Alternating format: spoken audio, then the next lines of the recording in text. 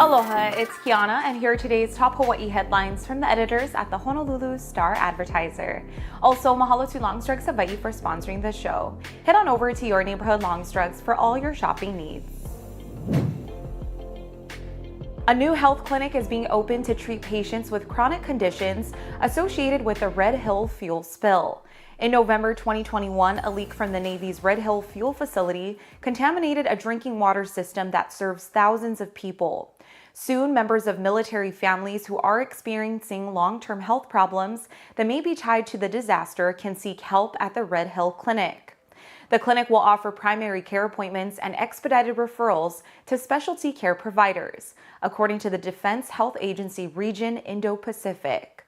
The Red Hill Clinic will operate out of Naval Health Clinic Hawaii's Branch Health Clinic, Makalapa, located on Joint Base Pearl Harbor Hickam. Patients can begin scheduling appointments on December 27th by calling the TRICARE Nurse Advice Line at 800-874-2273. Appointments are scheduled to begin on January 3rd, and the clinic is expected to remain open indefinitely.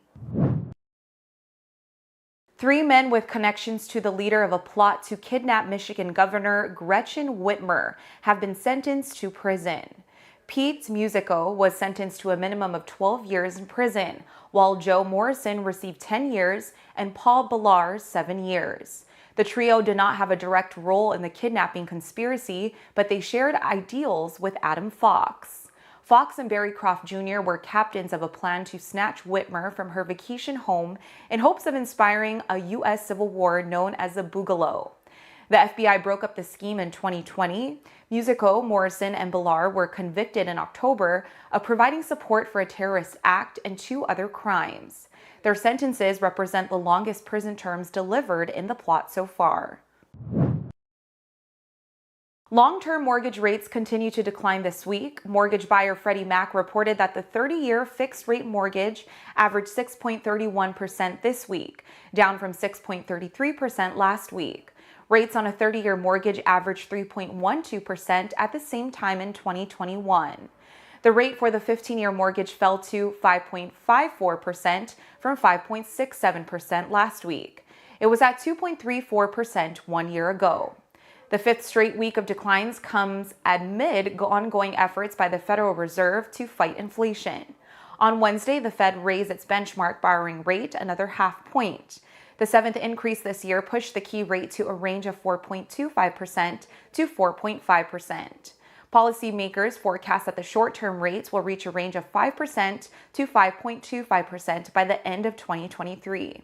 That suggests another rate hike of 3/4 of a point next year. A 6-year-old woman was scheduled to appear in court today after allegedly stabbing her 36-year-old daughter-in-law with a kitchen knife in Cayabyab. Sherry M.L. Kami'inui, also known as Sherry Fuentes, was charged Friday with second-degree assault.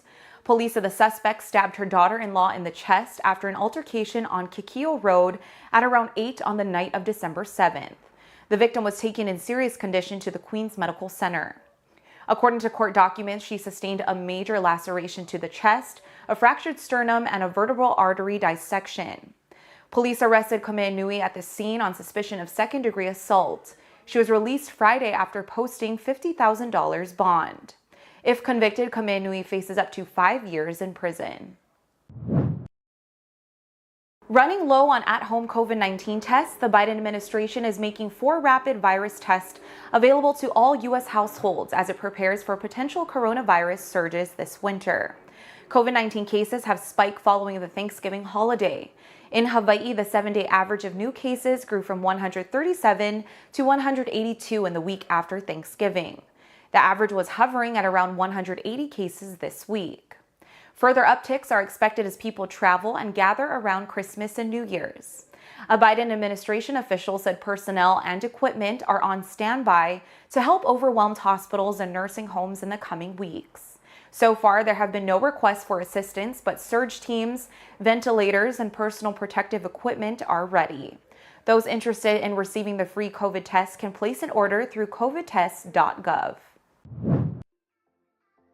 For more on these stories and all the latest headlines, subscribe to the Honolulu Star-Advertiser.